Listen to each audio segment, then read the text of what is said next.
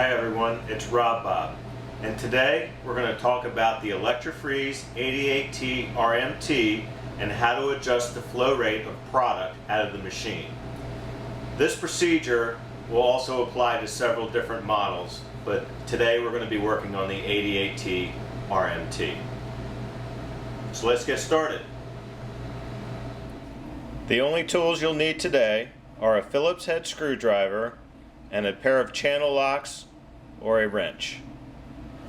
Be sure to go to your fuse panel before you start and turn off the power to your custard machine. Okay, we're going to start by removing the cover on the top of the machine. There's two Phillips head screws on each side of the machine. Remove those.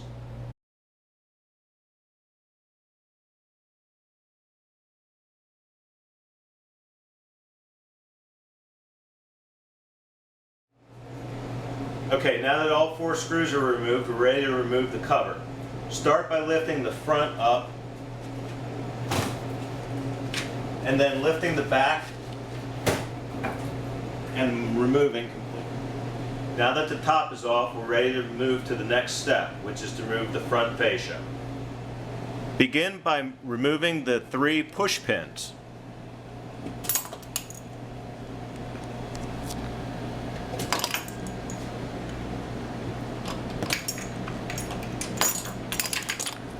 So now the front fascia is held together by 5 screws.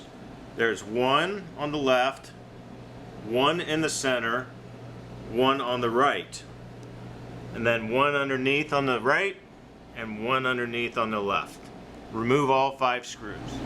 I suggest that for each part of the procedure you use a separate container for the screws for each individual piece. Okay, the front fascia is now unscrewed.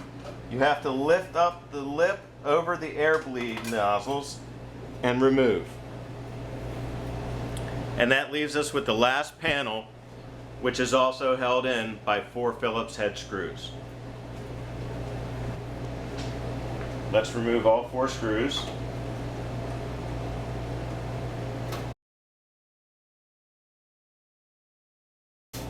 And remove the panel. We're now ready to make our adjustment.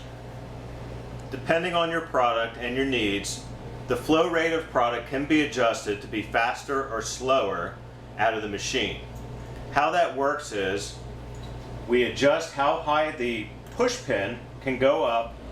At the top of the cylinder is a lock nut right here. We're going to loosen that first.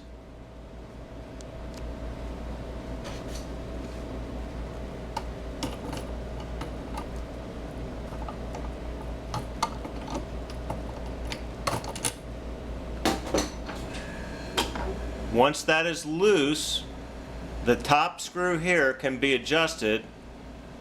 Clockwise is to slow your rate, counterclockwise is to increase the rate. The bolt will go down to decrease and up to increase your flow. Once you have the desired position, take your lock nut and tighten it back up. That's all there is to it. Once you've made your initial adjustment, I suggest that you draw a product over a short period of time to make sure it's at the desired rate. Once you reach that desired rate, then it's time to put the machine back together. Just reverse the order that you took the pieces off.